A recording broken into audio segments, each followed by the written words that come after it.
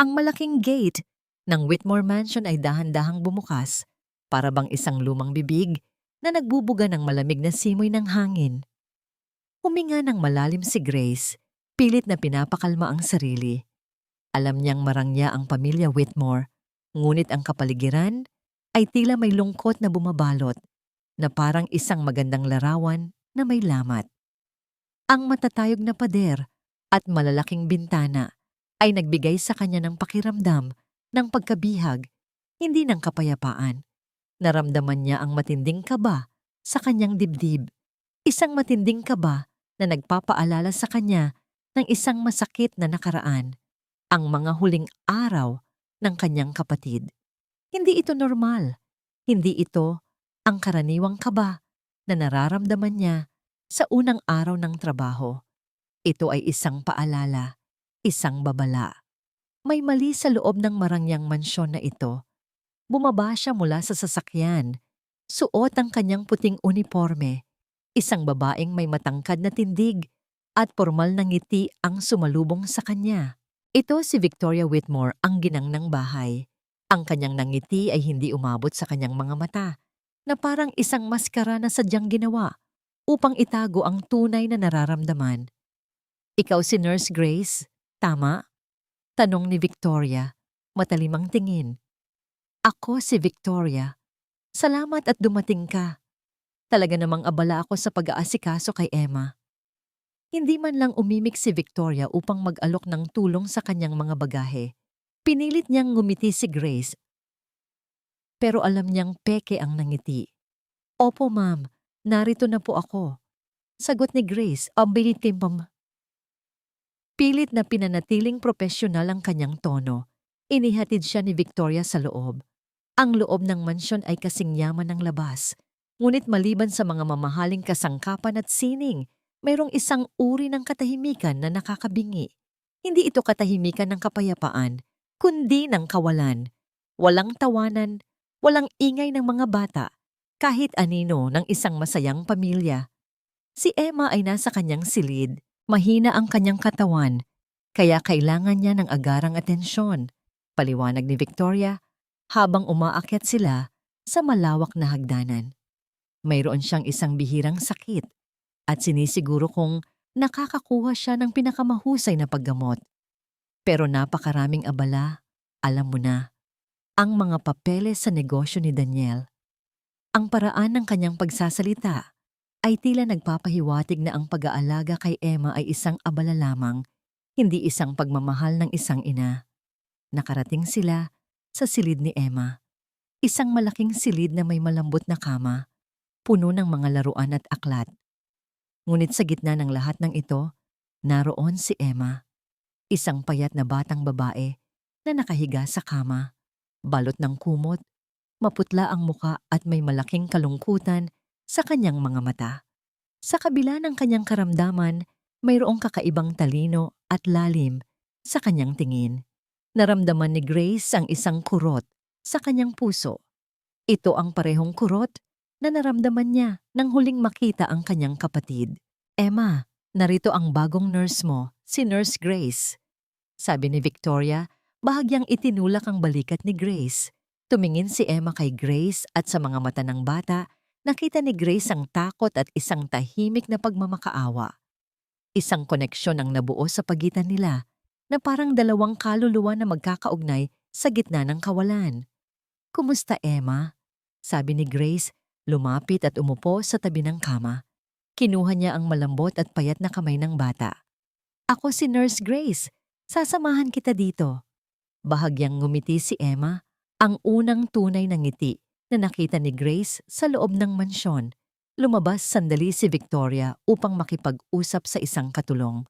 Sinamantala ni Grace ang pagkakataon upang suriin ang paligid. Ang mga gamot ni Emma ay nasa isang aparador sa gilid. Sinuri niya ang bawat bote, bawat reseta. Mayroong ilan na tila hindi tugma sa mga sinabi ni Victoria. May ilang bote na halos walang laman, habang mayroon namang bago ngunit hindi pa nagagamit. May isang bote na walang label. Pinanood niya si Victoria na bumalik. Muli na namang may ngiti sa labi. Paano, Nurse Grace? Masasanay ka na dyan, sabi ni Victoria. Bababa na ako upang ayusin ang ilang mga bagay. Tawagin mo lang ako kung may kailangan ka. Ngunit hindi siya tumawag. Sa halip, ilang sandali matapos umalis si Victoria, nakita ni Grace si Emma na nagpipilit bumangon.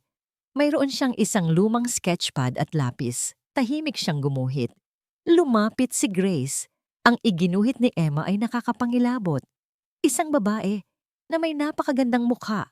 Ngunit ang mga mata nito ay pula at may maliliit na sungay. Sa tabi nito ay isang maliit na bata na umiiyak. At sa likod ng bata ay isang malaking pader na parang rehas. Ito ay si Victoria. Nakakasiguro si Grace na may kasamang malungkot na Emma. Naramdaman ni Grace ang bigat ng misteryo na bumabalot sa mansyon. May isang bagay na hindi tama at ang puso niya ay hindi mapakali. Kinagabihan, nang tulog na si Emma, tahimik na lumabas si Grace ng silid upang uminom ng tubig. Habang naglalakad sa madilim na pasilyo, narinig niya ang mahinang boses ni Victoria mula sa opisina ni Daniel. Ang pinto ay bahagyang nakabukas. Oo, kailangan nating bilisan. Hindi na natin pwedeng patagalin pa ito, bulong ni Victoria. Siguraduhin mong walang sino man ang makakaalam. Lahat ay dapat sumunod sa plano. Walang palya. Bumalik si Grace sa kanyang silid. Ang puso'y humahampas ng malakas. Ang kanyang mga hinala ay unti-unting nagiging isang masamang katotohanan. May isang lihim na bumabalot sa pamilyang Whitmore at si Emma ang sentro nito.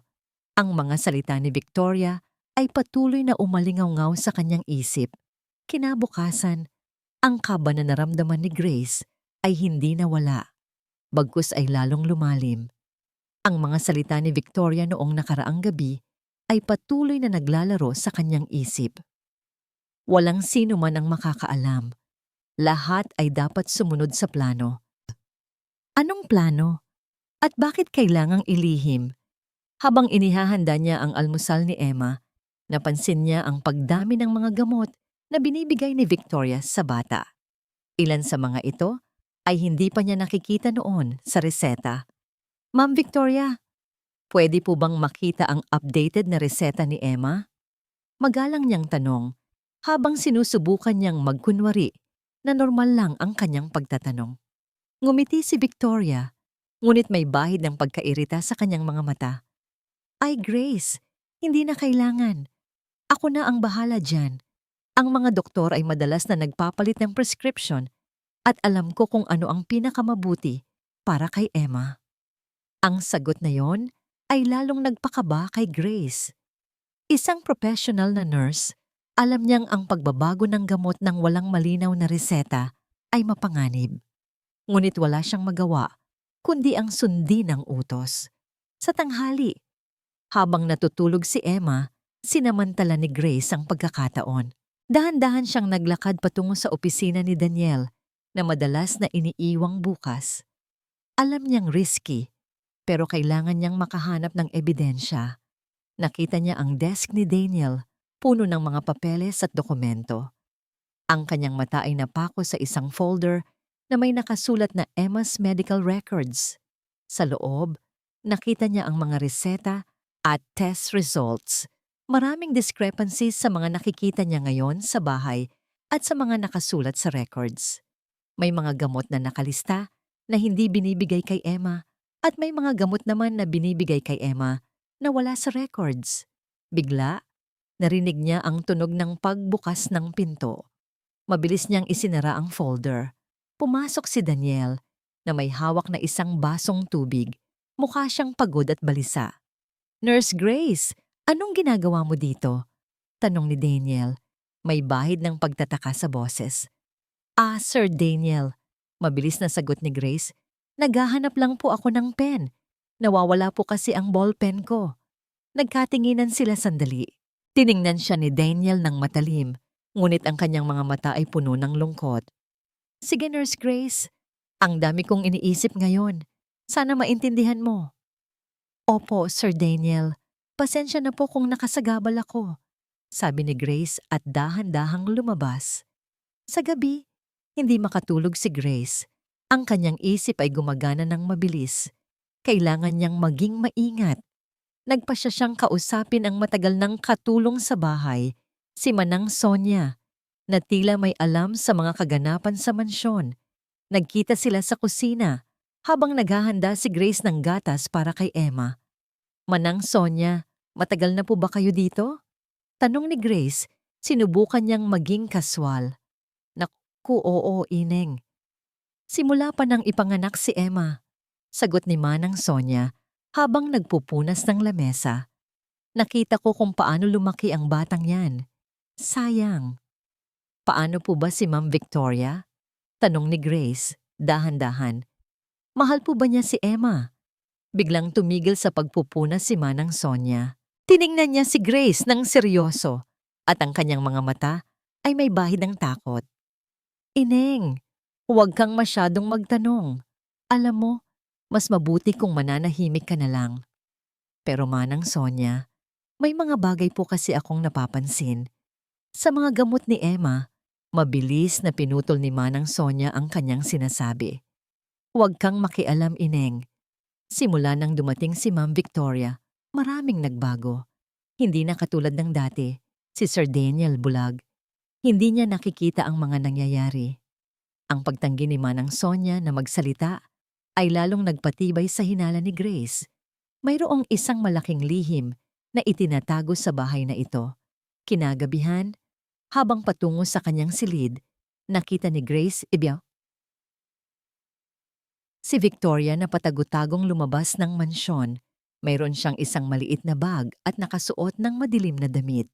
Sinundan siya ni Grace, nagtatago sa likod ng mga halaman. Sumakay si Victoria sa isang itim na kotse na naghihintay sa labas. Hindi niya nakita ang driver, ngunit ang direksyon ng kotse ay patungo sa labas ng subdivision. Bumalik si Grace sa mansyon. Nag-iisip siya kung ano ang ginagawa ni Victoria. Ito ba ay may kinalaman sa plano na kanyang narinig? Pumasok siya sa silid ni Emma. Natutulog na ang bata, ngunit may hawak siyang isang lumang diary. Sa pabalat nito, may nakasulat na Emma's Thoughts. Dahan-dahan, kinuha ni Grace ang diary. Ang kanyang puso ay kumalabog ng malakas. Binuksan niya ang diary at nagsimulang magbasa. Ang mga unang pahina ay puno ng mga pangarap ng isang bata. Mga pangarap na gumaling, mga pangarap na makalaro. Ngunit sa mga huling pahina, mayroong isang kakaibang tono. Nahihiya ako kay Tita Victoria. Binigyan niya ako ng bagong gamot. Masarap daw yun, pero pakiramdam ko ay lalo akong nanghihina. Hindi ko maintindihan. Ang mga salitang yon ay nagpatayo ng balahibo ni Grace. Bagong gamot. Ito ba ang parehong gamot na nakita niya sa aparador? Sa isa pang pahina, may nakasulat na, gusto kong sabihin kay Daddy, pero sabi ni Tita Victoria, wag daw. Makakagalitan daw ako. Natatakot ako. Nagpatuloy sa pagbabasa si Grace at sa isang pahina, nakita niya ang isang nakakatakot na guhit. Ito ay isang bote ng gamot na may malaking X sa ibabaw nito at sa ilalim may isang maliit na guhit ng mukha ni Emma na umiiyak. At sa tabi nito, mayroong isang address na nakasulat ng pahapyaw, tila isang sikreto, isang lihim na mensahe. Biglang narinig niya ang tunog ng pagbukas ng gate. Si Victoria. Mabilis niyang isinara ang diary at ibinalik sa ilalim ng unan ni Emma. Ngunit sa kanyang pagmamadali, nahulog ang isang maliit na bookmark na ginamit niya. Pagdating ni Victoria sa kanyang silid, dumaan siya sa silid ni Emma. Tumigil siya sandali sa harap ng pinto. Tumingin si Grace sa kanya at sa mga mata ni Victoria, nakita niya ang isang malamig na kislap ng hinala. Ngumiti si Victoria, isang ngiting hindi umabot sa kanyang mga mata habang papasok sa silid. Emma, gising ka na ba? Tanong ni Victoria habang papalapit sa kama. Ang kanyang mga mata ay napako sa bookmark na nahulog sa tabi ng unan ni Emma. Dahan-dahan niyang dinampot ito. Grace, sa susunod, pakisigurong maayos mo ang mga gamit. May nahulog dito. Hindi man lang siya tiningnan ni Grace, ngunit alam niyang narinig niya ang babala sa boses ni Victoria. Ang pagitan ng dilim at liwanag ng umaga ay naging malabo para kay Grace. Halos hindi siya nakatulog, pinag-iisipan ang bawat detalye ng kanyang nakita at narinig. Ang diary ni Emma, ang address, ang nakakapangilabot na iginuhit ng bata, at ang malamig na tingin ni Victoria. Nang bumaba siya sa kusina para maghanda ng almusal ni Emma, naroon na si Victoria. Nakaupo sa dining table, nagbabasa ng pahayagan na parang walang anumang nangyari. Ang kanyang presensya ay tila isang aninono na sumusunod kay Grace. "Maaga ka yata, Grace?" sabi ni Victoria nang hindi man lang nag-aangat ng tingin mula sa pahayagan. "Kailangan ko pong ihanda ang gamot ni Emma, ma'am," sagot ni Grace, pilit na pinipigilan ang nanginginig na boses. Habang naghahanda siya ng gatas at cereal, napansin niya ang isang bagong bote ng gamot sa tray na inihanda ni Victoria para kay Emma. Walang label at kakaiba ang kulay nito. Ang amoy nito ay tila matamis, ngunit may bahid ng kakaibang pait. Ito ang parehong bote na nakita niya sa aparador. At ito ang ipinangako ni Victoria na bitamina para kay Emma. Naramdaman niya ang matinding pagkaalarma. Hindi ito tama. "Ma'am Victoria, ano po itong gamot na ito?" tanong ni Grace, hawak ang bote. "Wala po ito sa reseta ni Dr. Santos." Inalis ni Victoria ang pahayagan sa mukha niya. Ang kanyang mga mata ay matatalim at ang kanyang ngiti ay parang nabasag na salamin. "Grace, sabi ko na sa'yo, ako ang bahala sa mga gamot ni Emma. Ito ay isang bagong bitamina na inirekomenda ng isang kaibigan kong doktor. Huwag kang mag-alala." "Pero ma'am, kailangan po ng tamang reseta at pagpapayo ng doktor bago magbigay ng anumang gamot." Pagpupumilit ni Grace, lalo na sa kondisyon ni Emma. Tumayo si Victoria. Lumapit siya kay Grace. Ang kanyang boses ay bumaba, ngunit puno ng awtoridad. "Grace, hindi kita binayaran para kwestiyonin ang mga desisyon ko. Binayaran kita para alagaan si Emma at sundin ang mga utos ko. Naiintindihan mo ba?" Naramdaman ni Grace ang takot, ngunit hindi siya sumuko. "Naiintindihan ko po, ma'am. Ngunit ang kalusugan ni Emma ang prioridad ko." Biglang lumambot ang mukha ni Victoria, isang mabilis na pagbabago. Ngumiti siya ng bahagya. "Alam ko, Grace, mahalaga si Emma sa ating lahat, kaya huwag kang mag-alala. Ang bitaminang ito ay makakatulong sa kanya. Kung nag-aalala ka, sige, samahan mo akong ibigay ito kay Emma." Iyon ang isang bagay na hindi matanggihan ni Grace. Pumunta sila sa silid ni Emma. "Emma, tingnan mo. May bago kang bitamina," sabi ni Victoria at inabot ang bote. Naramdaman ni Grace ang pag-aatubili ni Emma. Tiningnan niya si Grace at sa mga mata ng bata, nakita niya ang takot na sinubukan niyang itago. "Ayaw ko po, Tita Victoria. Ang pait po," mahinang sabi ni Emma. "Naku, Emma, kailangan mong uminom nito para gumaling ka," pilit ni Victoria at dahan-dahang pinilit ang bote sa bibig ni Emma. Walang nagawa si Grace. Pinanood lang niya ang eksena. Ang kanyang puso ay kumalabog.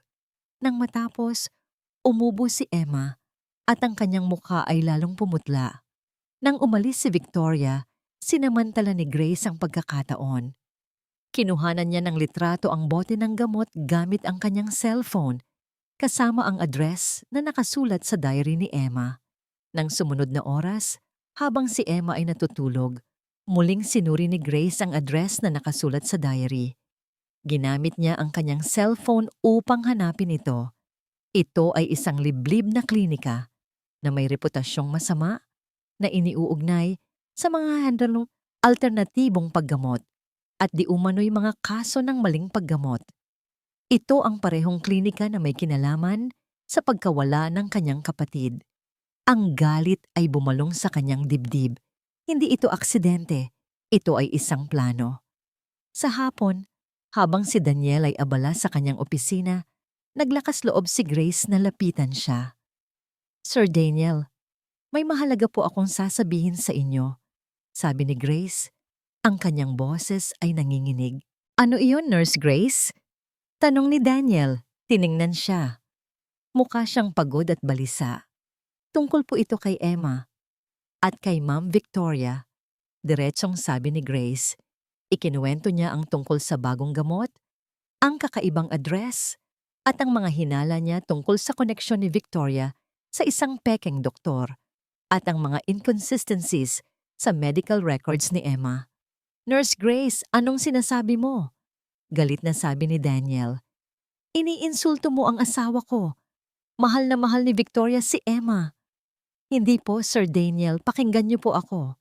Pagpupumilit ni Grace, ipinakita niya ang litrato ng bote ng gamot. Ang gamot pong ito ay hindi legitimate at ang address na ito. Ngunit hindi na niya natapos ang kanyang sinabi. Biglang may narinig silang malakas na ingay mula sa silid ni Emma. Nagmadali silang pumunta doon. Nakita nila si Emma na nakahiga sa sahig, namumutla at hirap huminga. Sa tabi niya ay nakakalat ang basag na baso ng gatas na may laman na kulay kape na gamot. Ang bitamina na ibinigay ni Victoria. Niyugyog ni Grace ni si Emma. Emma! Emma! Lumapit si Daniel gulat na gulat. Anong nangyari? Victoria! Si Victoria ay nakatayo sa isang sulok. Ang kanyang mukha ay putlang-putla. Ngunit ang kanyang mga mata ay nananatiling walang emosyon. Tumingin siya kay Daniel at ang kanyang tingin ay tila nagsasabi ng, kailangan nating bilisan. Naramdaman ni Grace ang lamig sa kanyang buto. Hindi ito isang aksidente. Ito ay isang sadyang ginawa. Sir Daniel, kailangan po nating dalhin si Emma sa ospital. Ngayon na. Sigaw ni Grace habang sinusubukan niyang bigyan ng first aid si Emma. Ngunit bago pa man makagalaw si Daniel, isang matinding pag-ubo ang umalingaw-ngaw mula kay Emma. Ang kanyang mga mata ay nanlaki at pagkatapos ay unti-unti itong nagsara. Ang kanyang huling hininga ay isang bulong at ang kanyang katawan ay naging malamig sa bisig ni Grace. Narinig ni Daniel ang huling mahinang hininga ni Emma. Ang mundo ay tila huminto. Ang sigaw ni Nurse Grace, ang malamig na tingin ni Victoria, lahat ay naging parang malabong alingaw-ngaw. Nahulog ang kanyang tuhod sa tabi ni Emma at pinilit niyang haplusin ang pisngi ng anak. Ito ay malamig. Sobrang lamig. Emma, anak? Bulong niya, ngunit walang lumabas na boses. Ang kanyang lalamunan ay tila tinakpan ng buhangin. Ang kanyang isipan ay binalikan ang lahat ng mga sandali. Ang tawa ni Emma noong malakas pa siya. Ang kanyang malalambot na kamay na humahawak sa kanya. Ang kanyang mga mata, puno ng pag-asa. Paano nangyari ito? Paano niya nagawang ipikit ang kanyang mga mata sa katotohanan? Naramdaman niya ang kamay ni Grace sa kanyang balikat, ngunit halos hindi niya ito napansin. Ang lahat ng nakikita niya ay ang kanyang anak, payat at walang buhay sa mga bisig ni Grace. Sir Daniel, kailangan po natin siyang dalhin sa ospital. Mahinang sabi ni Grace, ang kanyang boses ay nanginginig. May luha sa kanyang mga mata, totoo at masakit. Hindi siya nakagalaw. Si Victoria ang umaksyon. Daniel! Daniel, gumising ka. Kailangan nating dalhin si Emma. Sigaw ni Victoria at hinila siya patayo. Ang kanyang boses ay tila may halong gulat at pagmamadali. Ngunit sa kanyang mga mata, nakita ni Daniel ang isang bagay na hindi niya maipaliwanag. Isang malamig na kalkulasyon. Dali-dali nilang isinakay si Emma sa kotse patungo sa ospital.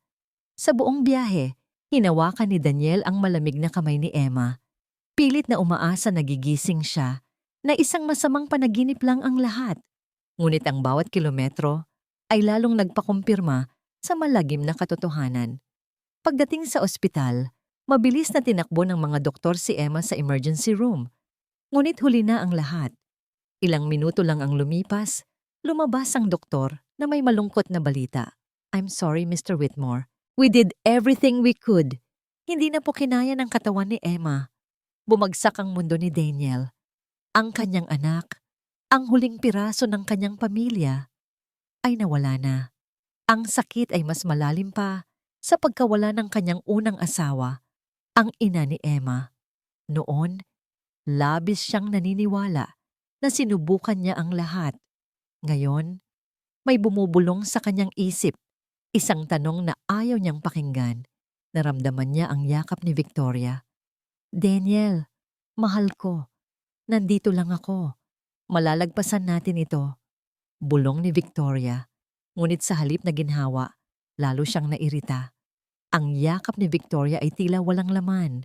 Lumapit si Grace. Ang kanyang muka ay basang-basa ang luha.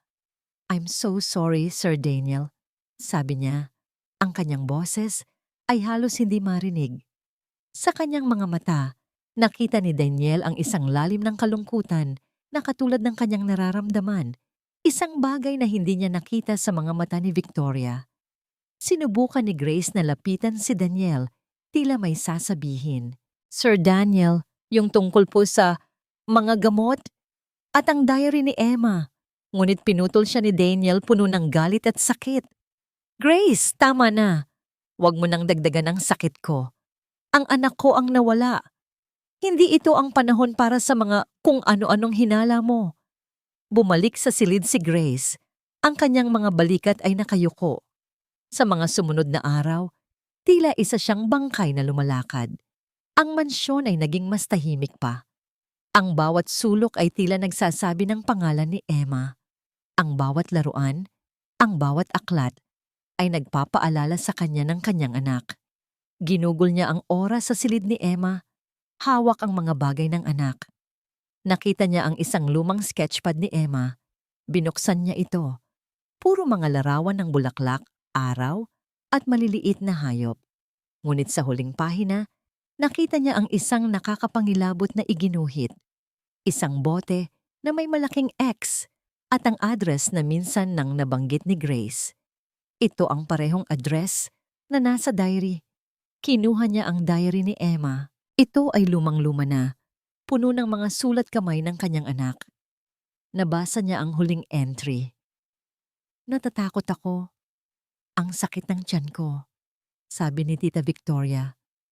Huwag daw akong magsumbong kay Daddy, kasi kung hindi, mawawala daw si Daddy. Hindi ko maintindihan. Bakit? Gusto ko na lang gumaling. Gusto kong makasama si Daddy. Ang mga salitang yon ay tila mga punyal na tumusok sa kanyang puso. Mawawala si Daddy? Bakit? Anong ibig sabihin nito? Ang bitamina ni Victoria. Ang mga hinala ni Grace.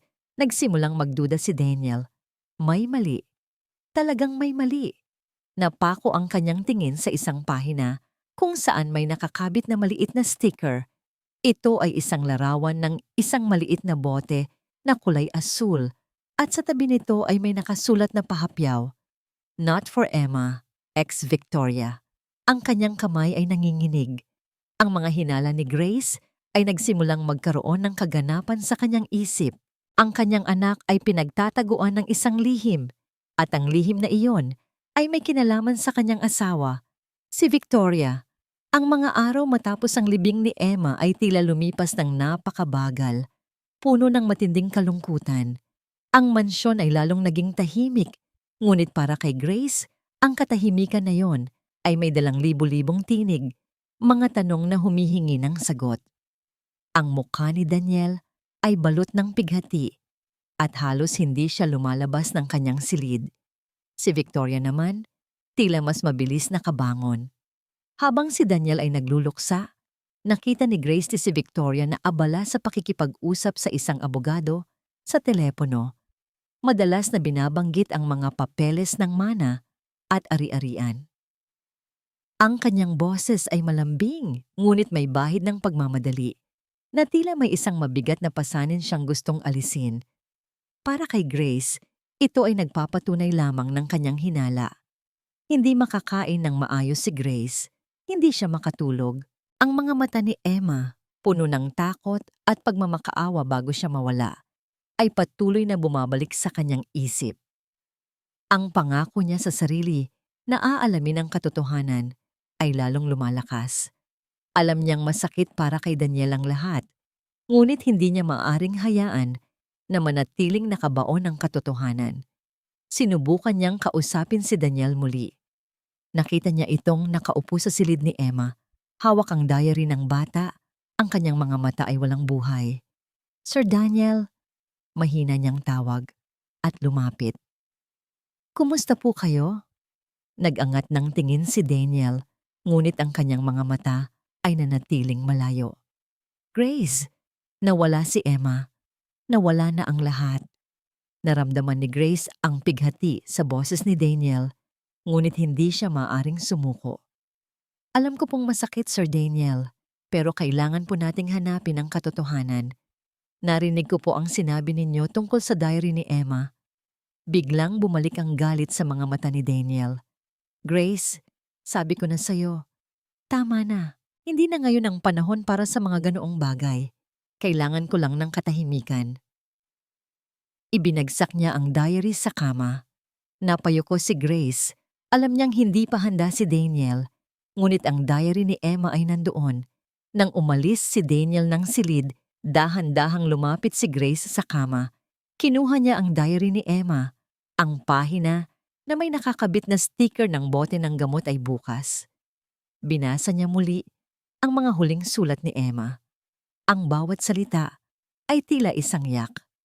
Habang binabalik-balikan niya ang mga pahina, napansin niya ang isang bahagi na tila napunit. Hindi ito maganda ang pagkakapunit.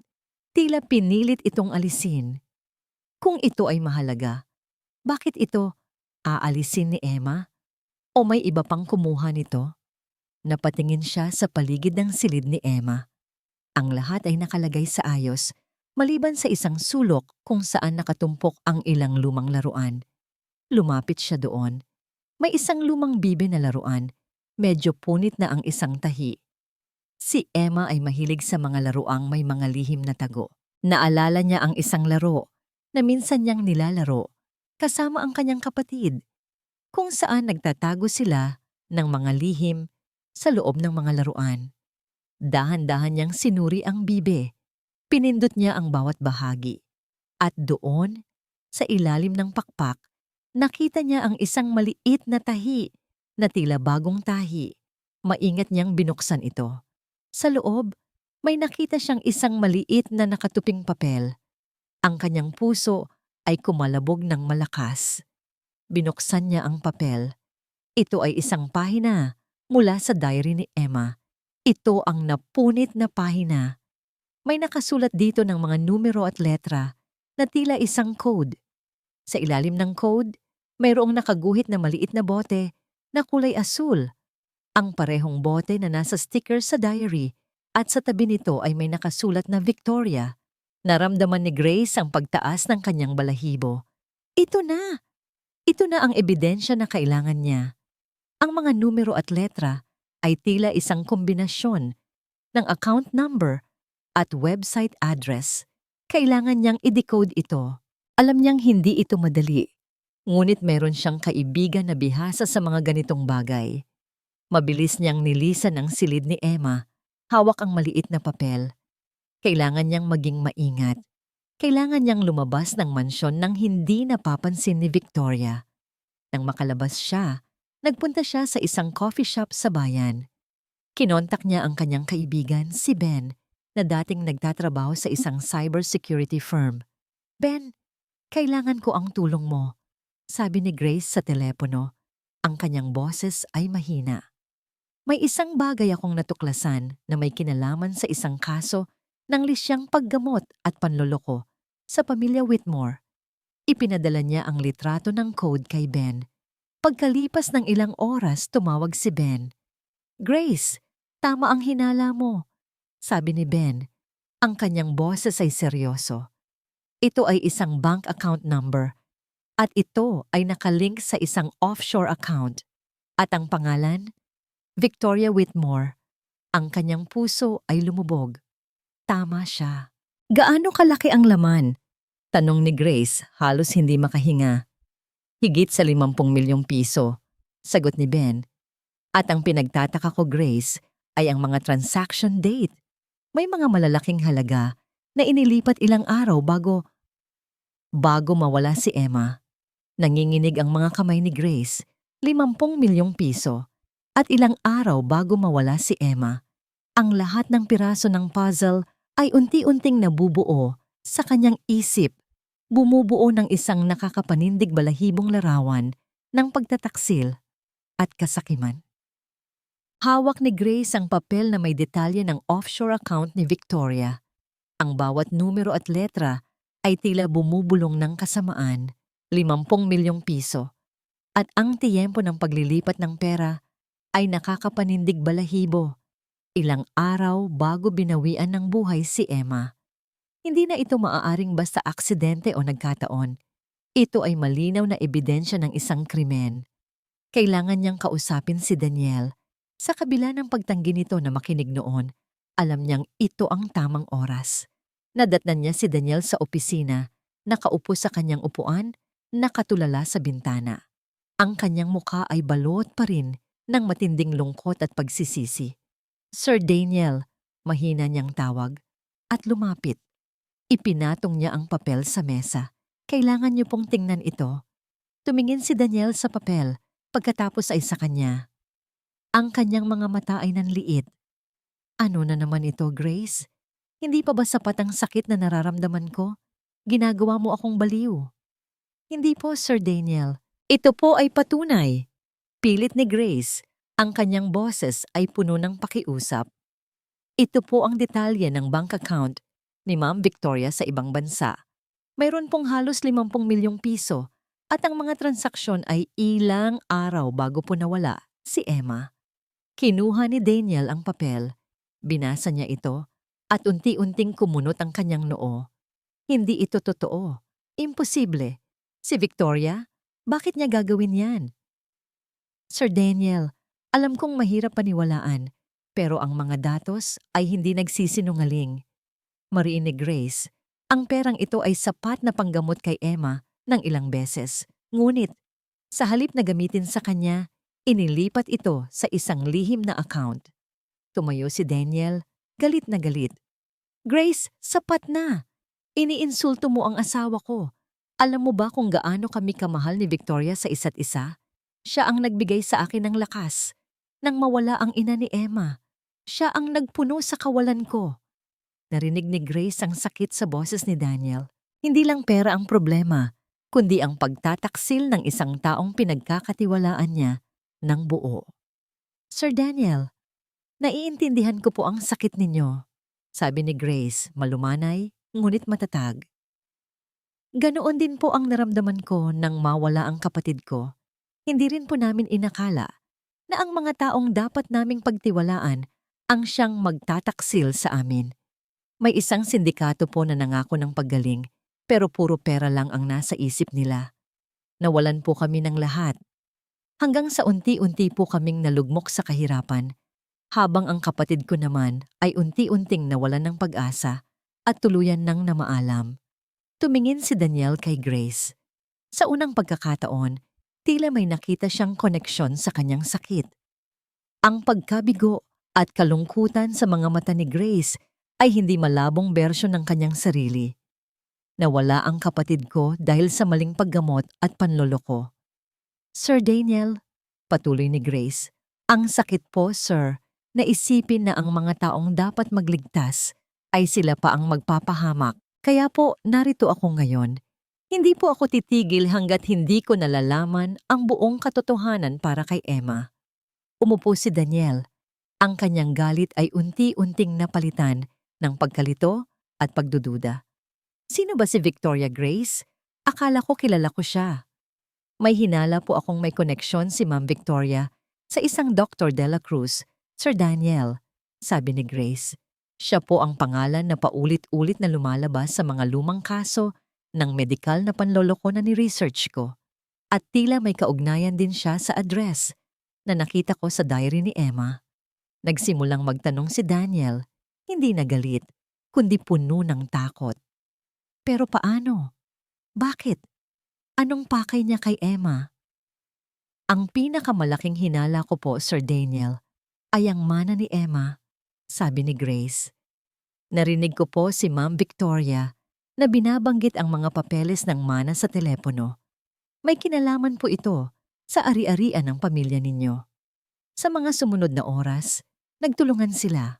Habang si Daniel ay naghahanap ng mga lumang financial records ng pamilya at mga dokumento ng mana ni Emma, sinubukan ni Grace na hanapin ang anumang impormasyon tungkol sa nakaraan ni Victoria. Kinontak niya ang isang dating kaklase sa nursing school na ngayon ay isang investigative journalist, si Sarah. Ikinuwento ni Grace ang kanyang mga hinala at ang kailangan niyang malaman tungkol kay Victoria Whitmore. Pagkalipas ng ilang oras, tumawag si Sarah. Grace, may nakuha akong impormasyon, pero delikado ito. Ano yun, Sarah? Si Victoria, bago magpakasal kay Sir Daniel, mayroon siyang asawang negosyante. Naglaho na lang ito bigla at pagkatapos, namana ni Victoria ang napakalaking halaga. Sabi ni Sarah, maraming haka-haka noon na may kinalaman si Victoria sa paglaho ng kanyang asawa, pero walang napatunayan. Lalong lumakas ang kutob ni Grace. Ang mga piraso ay unti-unting nagdudugtong. Ang kasakiman ni Victoria ay hindi lamang nagsimula kay Daniel. Ito ay isang pattern. May nakuha pa akong isang bagay, patuloy ni Sarah. Isang lumang kaso ng lisyang paggamot sa isang probinsya. Ang pangalan ng pasyente ay parang familiar. At ang doktor, Dr. Dela Cruz, ang lumabas na suspect noon ay isang babae na may pangalang Victoria, ngunit hindi na ipagpatuloy ang kaso dahil sa kakulangan ng ebidensya at impluensya. Ang puso ni Grace ay kumalabog ng malakas. Ito na. Ito ang kokoneksyon. Ang bawat detalye, ay tila sumisigaw ng katotohanan. Gabi na. Bumalik si Grace sa kanyang silid. Ang kanyang isip ay puno ng mga impormasyon. Kailangan niyang i-consolidate ang lahat at ipakita kay Daniel. Naramdaman niya ang init ng kanyang cellphone. Isang notification. Isang mensahe mula sa isang unknown number. Walang text. Tanging isang attachment. Isang lumang litrato. Binuksan niya ito. Sa litrato, nakangiti si Victoria. Nasa gitna. Kasama ang isang lalaki na pamilyar na mukha ni Dr. Dela Cruz. Ngunit ang mas nakakagulat ay ang pangatlong tao sa litrato. Isang lalaki na hindi niya kilala. Ngunit ang mukha ay mayroong nangiti na puno ng panlilinlang. Ang litrato ay tila kinunan sa isang sementeryo. At sa likod nila, may isang lapida na bahagyang kita ang pangalan. Whittem. Ang larawan na ipinakita ni Grace ay tila isang suntok sa kanyang sikmura. Si Victoria, nakangiti kasama si Dr. Dela Cruz at ang pangatlong lalaki na hindi niya kilala sa harap ng isang lapida na nagsisimula sa Whittem.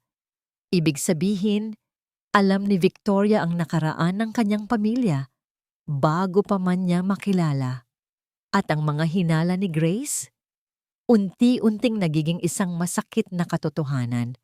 Hindi siya nakatulog buong gabi. Ang kanyang isip ay gulong-gulo. Si Victoria, ang kanyang asawa, ang babaeng pinagkatiwalaan niya, matapos mawala ang kanyang unang asawa, ang babaeng inakala niyang nagpuno sa kawalan niya, nagtataksil sa kanya at sa kanyang anak. Kinabukasan, lumapit si Daniel kay Grace. Ang kanyang mukha ay pagod, ngunit merong bagong determinasyon sa kanyang mga mata. Grace, kailangan kong malaman ang lahat. Lahat-lahat. Ipinakita ni Grace ang lahat ng kanyang natuklasan. Ang bank account, ang address, ang impormasyon tungkol kay Dr. Dela Cruz at sa nakaraan ni Victoria, pati na rin ang paglaho ng kanyang unang asawa.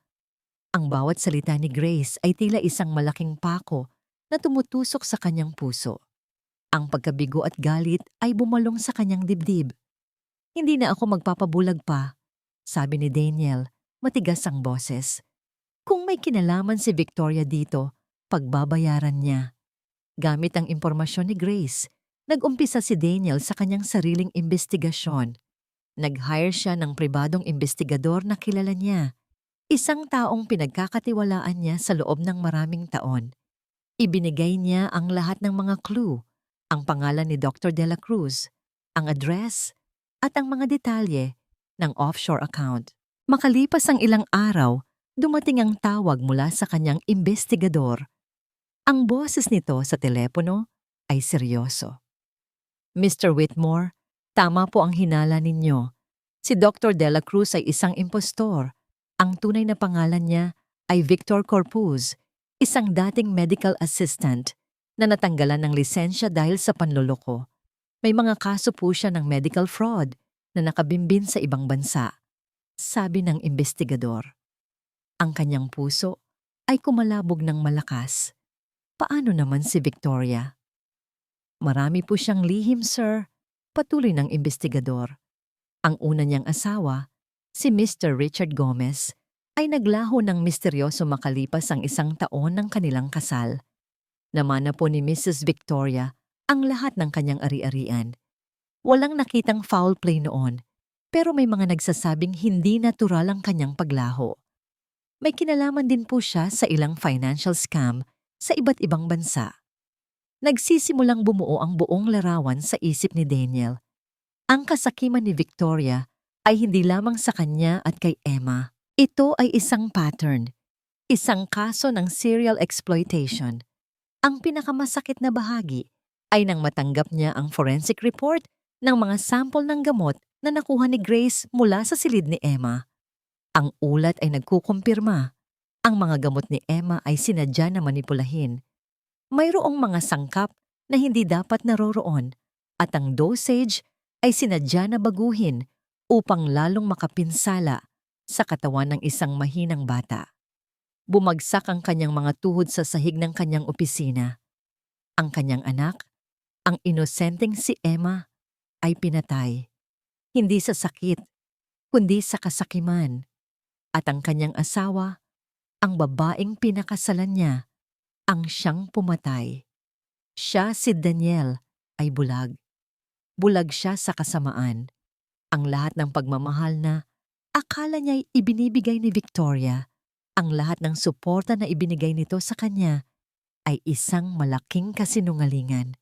Tumayo si Daniel. Ang kanyang mga kamao ay nakakuyom. Kailangan niyang harapin si Victoria. Hinanap niya si Victoria sa mansyon. Nakita niya ito sa sala.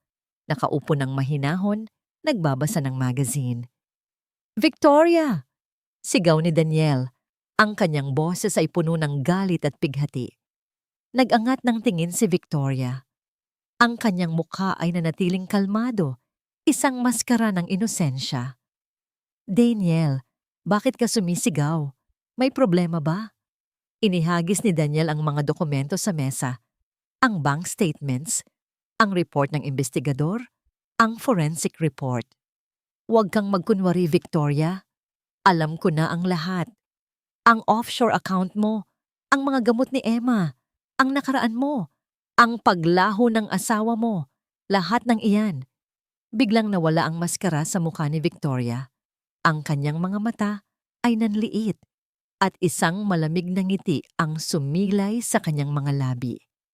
Kaya mo pala nalaman. Matagal din bago ka nagising, Daniel. Ang tanga mo. Ang mga salitang iyon ay parang patalim na tumagos sa puso ni Daniel. Ang babaeng pinakamamahal niya ay ang siyang pinakamamahal niyang pumatay sa kanyang anak. Paano mo nagawa ito, Victoria? Tanong ni Daniel. Ang kanyang boses ay nanginginig. Si Emma. Wala siyang kasalanan. Tumawa si Victoria, isang malamig at nakakapangilabot na tawa. Si Emma? Isang sakit sa ulo lang ang batang yan. Ang tanging silbi niya ay ang pera na mamanahin ko. Ang lahat ng ito, Daniel, ay para sa akin. Ang kayamanan mo, ang lahat ng yan, ay magiging akin. At ngayon, patay na si Emma. Wala nang haharang sa akin. Isa kang halimaw! Sigaw ni Daniel, puno ng galit. Halimaw? Ako? Ikaw ang bulag, Daniel, sabi ni Victoria.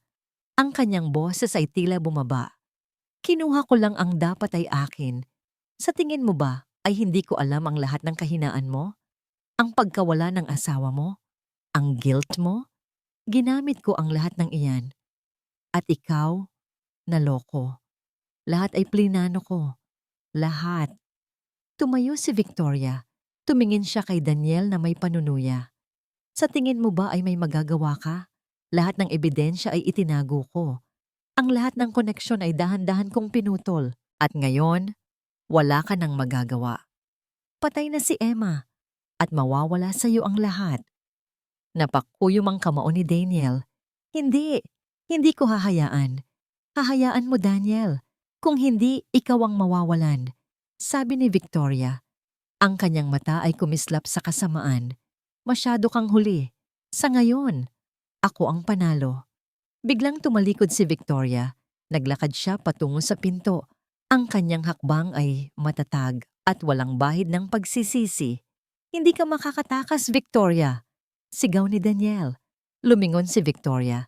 Isang huling malamig na ngiti sa kanyang mga labi. Sa tingin mo ba, ang lahat ng ito ay maingat kong binalak?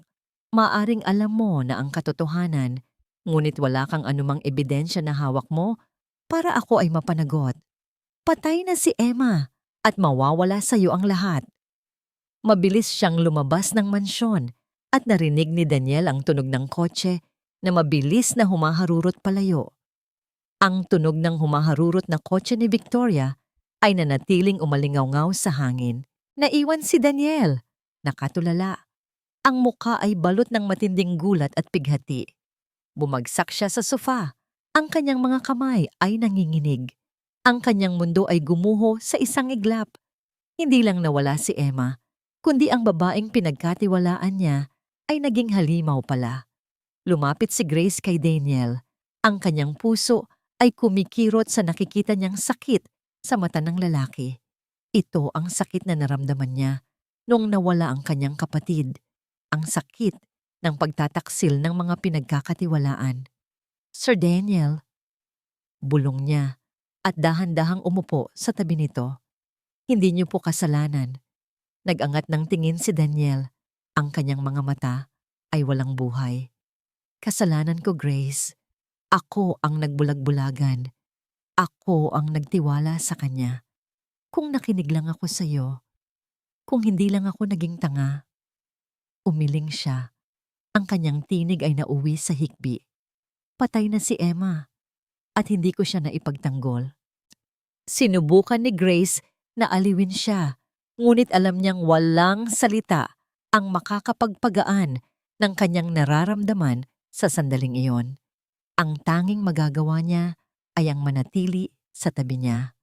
Habang nagluluksa si Daniel sa kanyang silid, naramdaman ni Grace na mayroong panganib na paparating.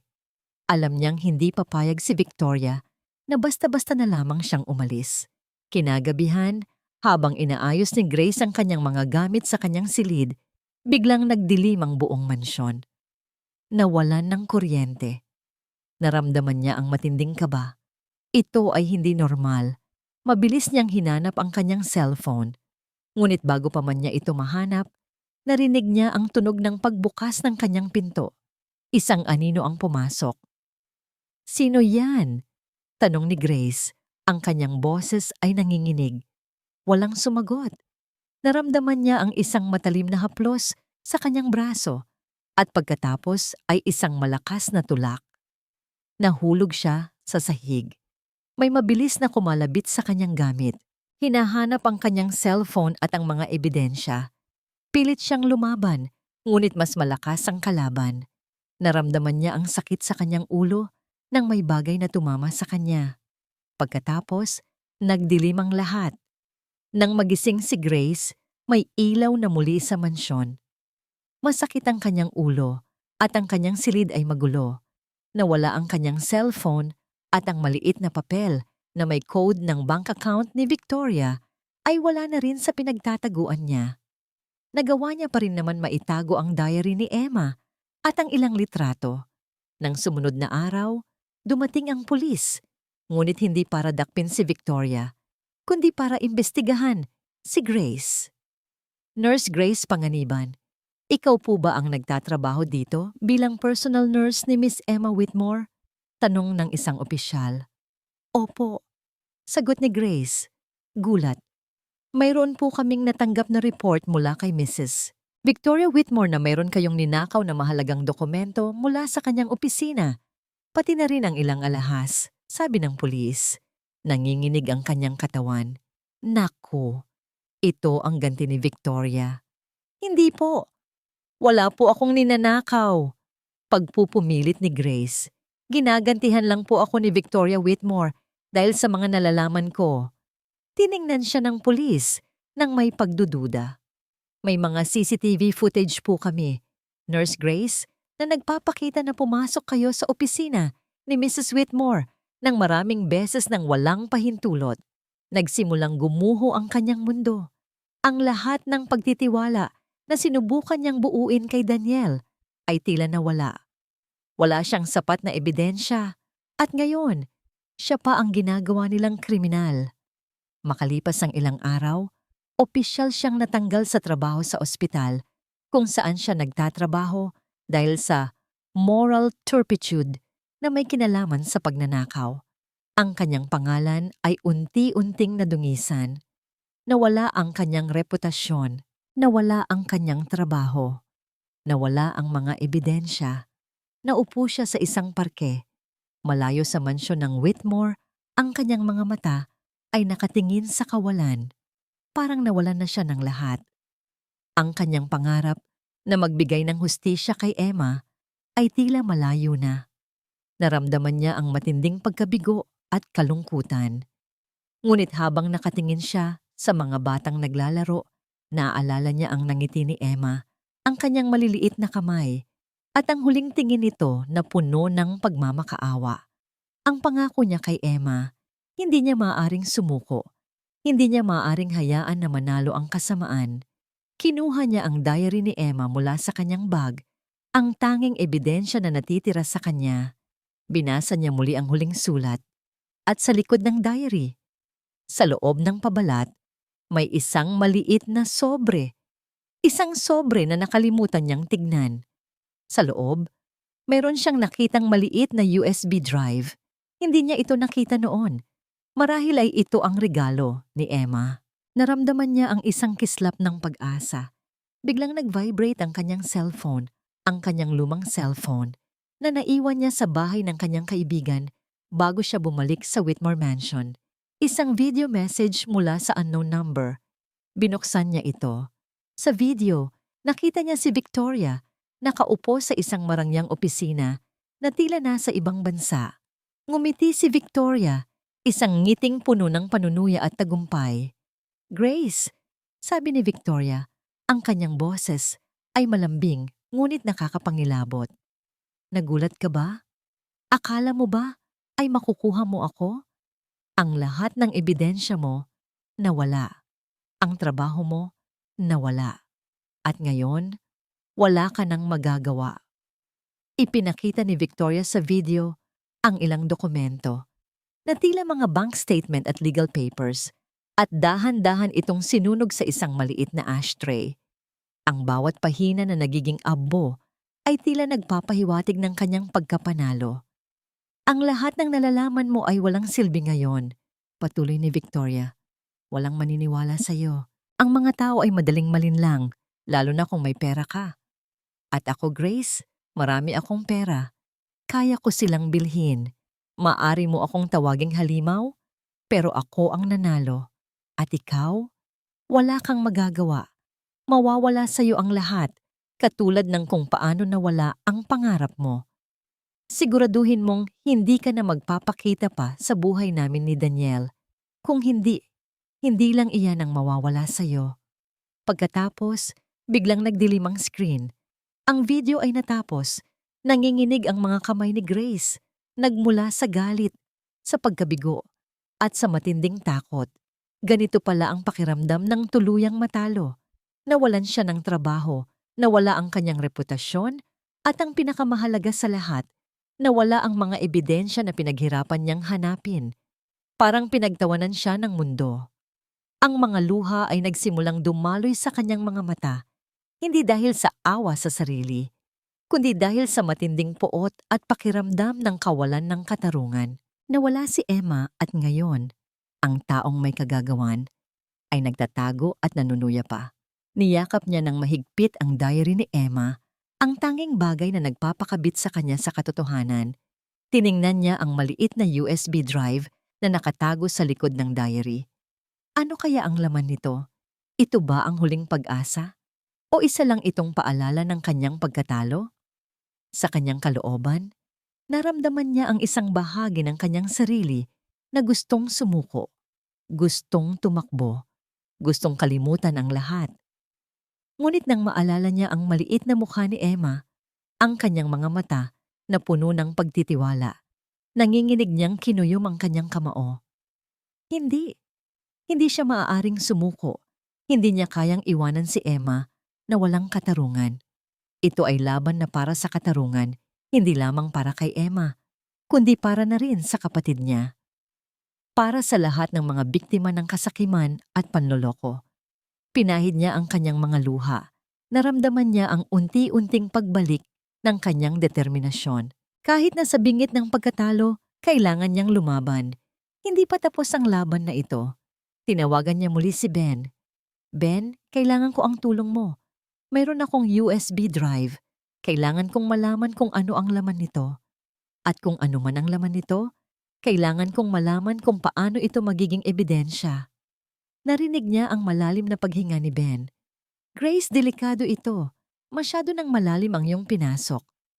Delikado man o hindi, Ben, kailangan kong gawin ito.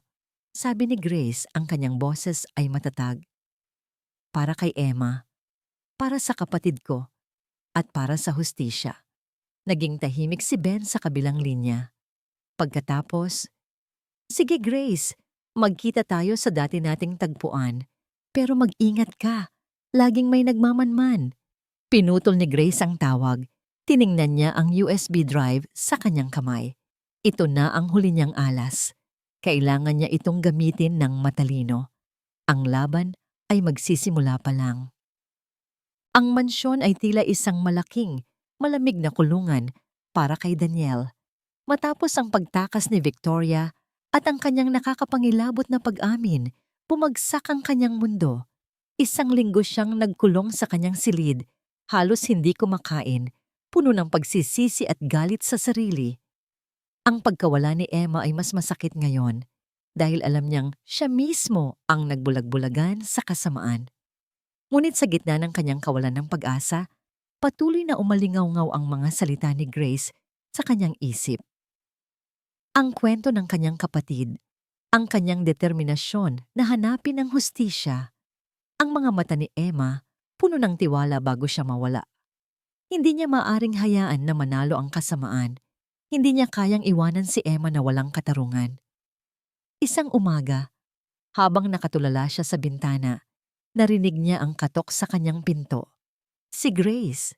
Sir Daniel, may dala po akong kape at tinapay, mahina nitong sabi. Hindi siya umimik. Dahan-dahang binuksan ni Grace ang pinto at pumasok. Nakita niya ang kalat sa silid ni Daniel, mga papel na nakakalat, mga libro na nakabukas. Ang kanyang mukha ay balot pa rin ng matinding sakit, ngunit merong kakaibang pag-asa sa kanyang mga mata. Sir Daniel, hindi po ito ang gusto ni Emma, sabi ni Grace. Ang kanyang boses ay malumanay, ngunit matatag. Gusto po niyang makita kayong lumalaban. Gusto niya kayong makitang lumalaban para sa kanya. Tumingin si Daniel kay Grace. Ang babaeng ito, sa kabila ng lahat ng pinagdaanan niya, sa kabila ng pagkawala ng kanyang trabaho at reputasyon, ay nanatiling matatag. Kasalanan ko, Grace, bulong ni Daniel. Ang kanyang boses ay nanginginig. Kung nakinig lang ako sa'yo, kung hindi lang ako nagpakatanga. Umupo si Grace sa tabi niya. Hindi po yan ang iniisip ni Emma, Sir Daniel. Gusto po niyang maging matapang kayo. Gusto niya po ng hustisya. Hindi pa tapos ang laban na ito. Inilabas ni Grace ang diary ni Emma. Sir Daniel, ito lang po ang natitirang ebidensya ko. At ito, idinagdag niya. At inilabas ang USB drive mula sa likod ng diary. Nasa loob po ito ng diary ni Emma. Hindi ko pa po alam kung ano ang laman nito. Pero baka ito ang huling regalo ni Emma para sa atin. Tiningnan ni Daniel ang USB drive.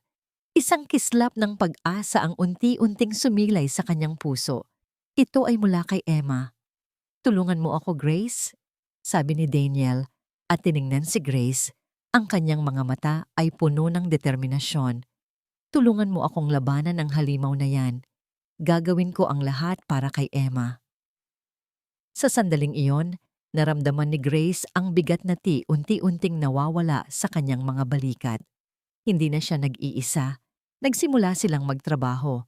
Kinontak ni Daniel ang kanyang pribadong investigador na mas lalong nagpursigi sa paghahanap kay Victoria at sa lahat ng koneksyon nito.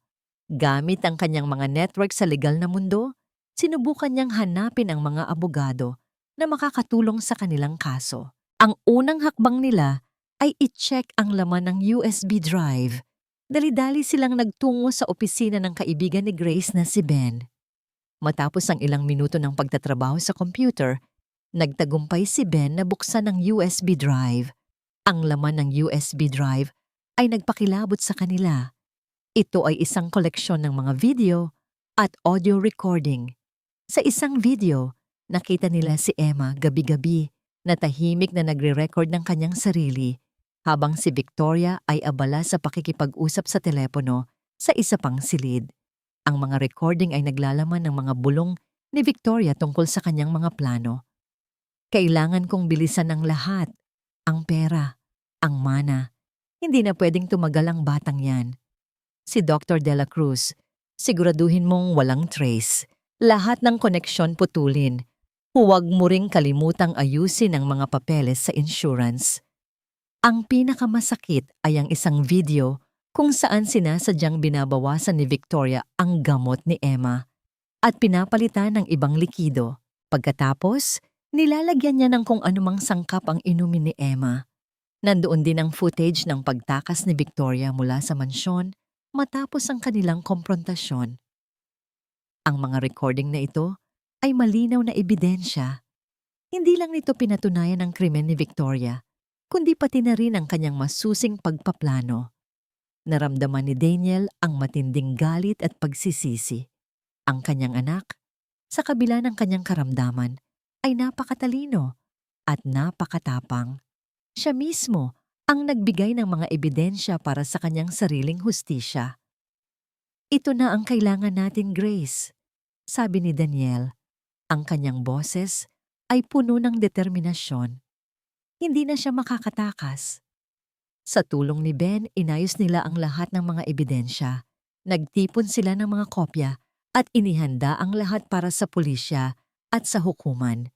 Nang gabing iyon, habang naghahanda sila ng mga dokumento, naramdaman ni Daniel ang pagkapagod. Ngunit nang tumingin siya kay Grace, nakita niya ang isang bagong ningning sa mga mata nito. Hindi lang ito tungkol sa hustisya para kay Emma, kundi para sa kanyang sarili, para sa kanilang dalawa. "Sir Daniel, may isang tao po akong nakita sa video," sabi ni Grace, at ipinakita ang isang bahagi ng video kung saan lumabas ang isang lalaki sa likod ni Victoria. Siya po ang nakita kong kasama ni Victoria sa lumang litrato. Tiningnan ni Daniel ang mukha ng lalaki. Ito ay pamilyar. Ito ay si Attorney Salvador, ang dating abogado ng kanyang ina, na may reputasyong tuso at makapangyarihan. Siya ang siyang nag-ayos ng mga financial matters ng kanyang pamilya noon. Ang pagtataksil ay mas malalim pa sa inaakala nila. Biglang nag-ring ang cellphone ni Daniel, isang unknown number. Nang sagutin niya, narinig niya ang boses ng isang babae, nanginginig at tila nagmamadali. "Mr. Whitmore, narito po ako sa isang airport sa kabilang bansa. Narinig ko po ang mga balita tungkol kay Mrs. Victoria. Alam ko po kung nasaan siya at mayroon akong mga dokumento na makakatulong sa inyo. Pero kailangan niyo po akong iligtas. Delikado po ako."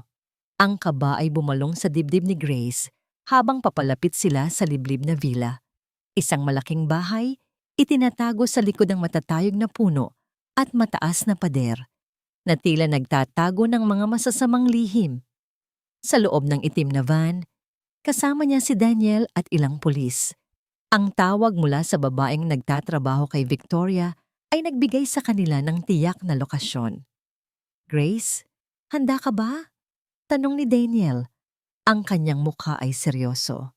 Ang pighati ay naroon pa rin sa kanyang mga mata, ngunit ngayon ay may halong galit at determinasyon. "Para kay Emma," matatag na sagot ni Grace. Nang makarating sila sa villa, mabilis na kumalat ang mga pulis. Ang lugar ay tahimik, ngunit ang tensyon ay naroon sa bawat sulok.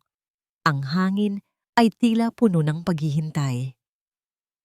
"Ilang minuto lang at papasok na tayo," bulong ng hepe ng pulis. Naramdaman ni Grace ang panginginig ng kanyang mga kamay. Sa wakas, ang paghaharap. Nang magbigay ng senyas ang hepe, sabay-sabay silang pumasok. Ang malaking pinto ay bukas. Ang loob ng villa ay marangya, ngunit walang tao. Malawak ang espasyo, puno ng mga mamahaling kasangkapan. "Grace, Daniel, mag-ingat kayo," sabi ng hepe. Malamang na may alam na siya sa ating pagdating. Biglang may narinig silang kaluskos mula sa likod ng isang malaking cabinet.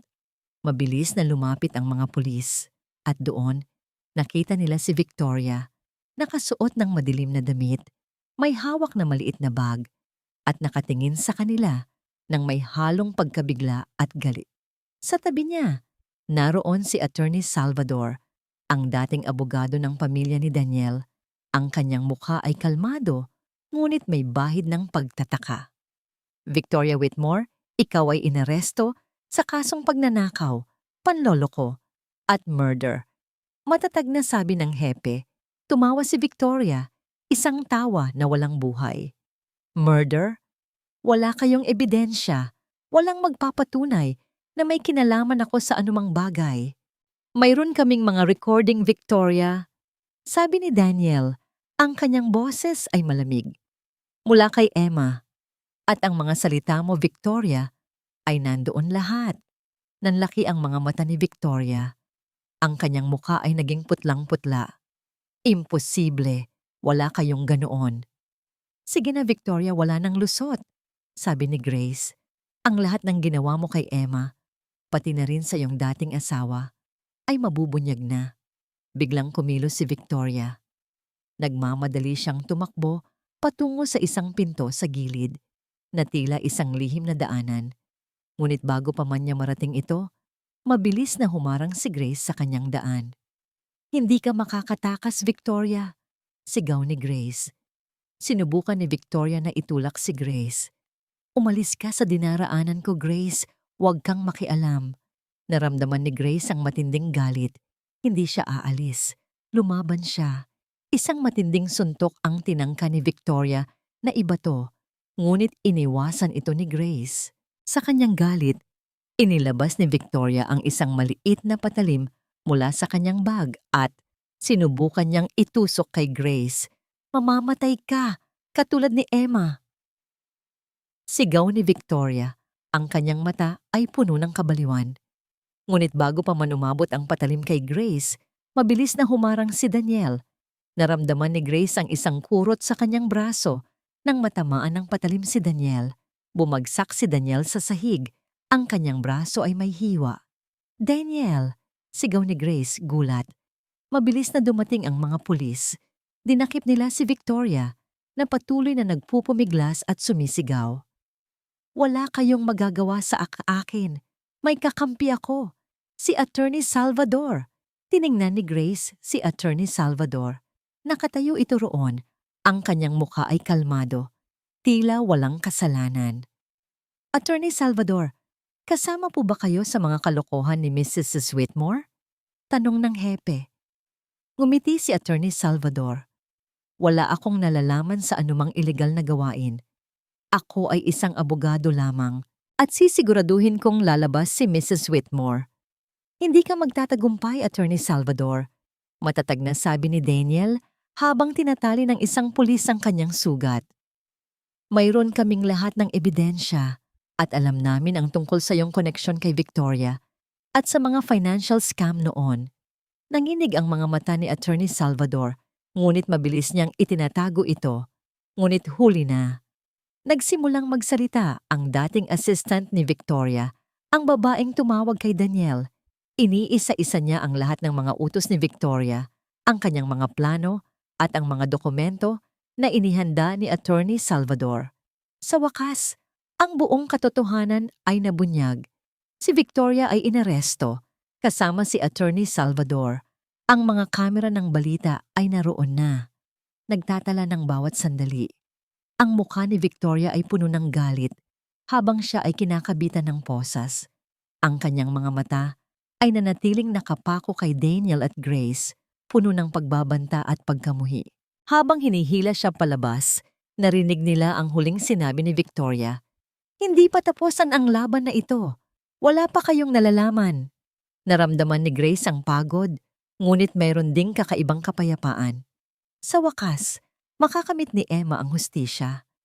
Habang naglilinis ang mga pulis sa villa, napansin ni Grace ang isang maliit na drawer sa ilalim ng desk ni Victoria na tila nakakandado.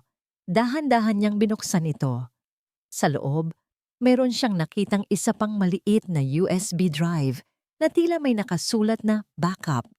Ang tunog ng sirena ng pulis ay unti-unting humina habang papalayo sila, dala si Victoria at si Attorney Salvador. Nakatayo si Daniel sa sala ng villa. Ang kanyang braso ay may benda at ang kanyang isip ay gulong-gulo. Tapos na ang laban. Nahuli na ang mga salarin. Ngunit bakit tila walang kapayapaan ang kanyang puso? Ang sakit ng pagkawala ni Emma ay naroon pa rin. Ang sakit ng pagtataksil ay mas lalong lumalim. Ngunit sa pagkakataong ito, mayroong kakaibang pakiramdam ng linaw. Ngayon, alam na niya ang buong katotohanan. Lumapit si Grace sa kanya. Ang kanyang mukha ay pagod, ngunit may bahid ng ginhawa. Hawak niya ang isang maliit na USB drive. Sir Daniel, may nakita po ako sa ilalim ng desk ni Victoria, sabi ni Grace, at iniabot ang USB drive. Mukhang ito po ang backup na sinasabi niya sa mga recording. Kinuha ni Daniel ang USB drive. Ito ay naglalaman ng mga detalyadong financial ledgers, mga lihim na kontrata, at mga email na nagpapakita ng kanyang masusing pagpaplano sa paglilipat ng pera at pagmamanipula sa mga medical records ni Emma. Naroon din ang mga plano niya para sa hinaharap, kung paano niya lubusang kukuhain ang lahat ng ari-arian ni Daniel. Lahat ay plinano, ang bawat galaw, bawat kasinungalingan. Umupo si Daniel. Ang bawat pahina na binasa niya ay tila nagpapamukha sa kanya ng kanyang pagkabulag. Ang dami niyang pagkukulang. Ang dami niyang hindi nakita. Kung sana lang mas pinakinggan niya si Grace. Kung sana lang mas binigyan niya ng oras si Emma. Naramdaman niya ang kamay ni Grace na dahan-dahang humaplos sa kanyang balikat. Sir Daniel, huwag niyo pong sisihin ang sarili niyo. Napakatalino po ni Victoria. Marami po siyang naloko. Tumingin si Daniel kay Grace. Sa mga mata nito, nakita niya ang pag-unawa, hindi ang paghuhusga. Ang babaeng ito, na nawalan din ng kapatid dahil sa katulad na panloloko, ay nanatiling matatag para sa kanya. Salamat, Grace. Mahina niyang sabi. Kung wala ka, hindi ko malalaman ang katotohanan. Hindi makakamit ni Emma ang hustisya. Sa mga sumunod na linggo, naging abala sila sa mga legal na proseso. Sa tulong ng mga ebidensya mula sa USB drive, ang kaso laban kay Victoria at Attorney Salvador ay naging matibay. Ang mga recording ni Emma, kasama ang testimonya ng dating assistant ni Victoria, ay naging sapat upang patunayan ang kanilang mga krimen. Victoria at Attorney Salvador ay parehong napatunayang guilty at nahaharap sa matagal na pagkakakulong. Ngunit hindi pa rin sapat iyon para kay Daniel. Kailangan niyang ipahayag ang kanyang pagsisisi hindi lang sa hukuman, kundi sa publiko. Gumawa siya ng press conference. Sa harap ng media, inamin niya ang kanyang pagkabulag, ang kanyang pagkukulang bilang isang ama, at ang kanyang pagsisisi sa pagtitiwala sa maling tao. Ako po ay humihingi ng tawad sa aking anak. Si Emma at sa publiko. Sabi ni Daniel, ang kanyang boses ay nanginginig ngunit malinaw. Ako po ay nagpabaya, ngunit ipinapangako ko po na ang pagkakamaling ito ay hindi ko nahahayaang maulit. Gagamitin ko po ang lahat ng aking makakaya upang makamit ang katarungan at upang matulungan ang mga nangangailangan. Sa kanyang tabi, naroon si Grace, tahimik na nakatayo, sumusuporta. Ang kanyang presensya ay nagbigay lakas kay Daniel. Nang matapos ang press conference, nagpunta sila sa sementeryo. Nakatayo sila sa harap ng lapida ni Emma. Sa paanan nito, mayroon ng sariwang bulaklak na inilagay ni Grace. Emma, anak, bulong ni Daniel habang hinahaplos ang lapida. Patawarin mo ako. Hindi ko nahahayaan na may makasakit pa sa'yo. Magiging matapang na ako. Naramdaman ni Daniel ang mainit na kamay ni Grace na humawak sa kanyang kamay. Nagkatinginan sila. Sa mga mata ni Grace, nakita niya ang pag-asa, ang paggaling, at isang bagay na mas malalim pa sa pagiging kaibigan. Ang kanilang mga puso ay pinag-ugnay ng parehong sakit at ng parehong pagmamahal para kay Emma. Sir Daniel, nakikita ko po kung paano niyo minahal si Emma, sabi ni Grace. At sa tingin ko, matutuwa po si Emma na makita kayong lumalaban. Makikita po niya na ang kanyang kwento ay magbibigay ng pag-asa. Sana, bulong ni Daniel.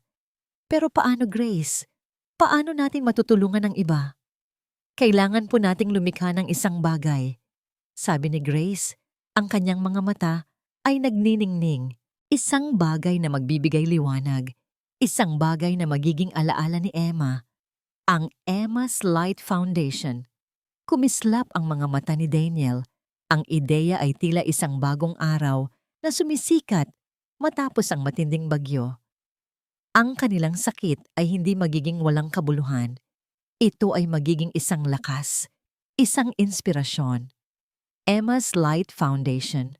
Ulit ni Daniel at ngumiti. Ang unang tunay na ngiti niya sa loob ng maraming linggo. Tama ka, Grace.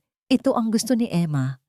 Nang gabing iyon, habang naglalakad sila pabalik sa mansyon, ang buwan ay bilog at maliwanag. Ang mga bituin ay kumikinang sa kalangitan. Naramdaman ni Daniel ang kakaibang kapayapaan na unti-unting pumupuno sa kanyang puso. Tumigil sila sa gitna ng hardin. Tiningnan ni Daniel si Grace.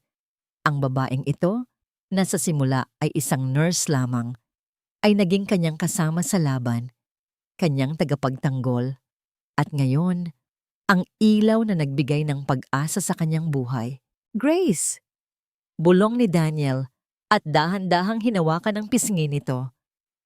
Maraming salamat sa lahat.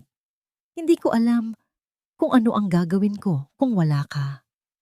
Tumingin si Grace sa kanya. Ang kanyang mga mata ay puno ng pag-unawa at pagmamahal. Sir Daniel, hindi po kayo nag-iisa. Nandito po ako. Dahan-dahan, lumapit si Daniel. Ang kanilang mga mata ay nagtagpo. Puno ng mga hindi nasasabing salita. Puno ng mga emosyon na matagal nang nakatago. Ang kanilang mga labi ay dahan-dahang nagdikit. Isang halik na puno ng paggaling, pag-asa, at isang bagong simula. Lumipas ang mga taon. Ang sakit ng nakaraan ay hindi tuluyang nawala. Ngunit ito ay nagbago. Naging isang lakas, isang inspirasyon, isang pundasyon para sa isang bagay na mas malaki. Si Emma, ang munting anghel na nawala ng maaga, ay naging liwanag. Ngayon, nakatayo si Grace sa isang entablado. Ang kanyang puso ay puno ng kagalakan.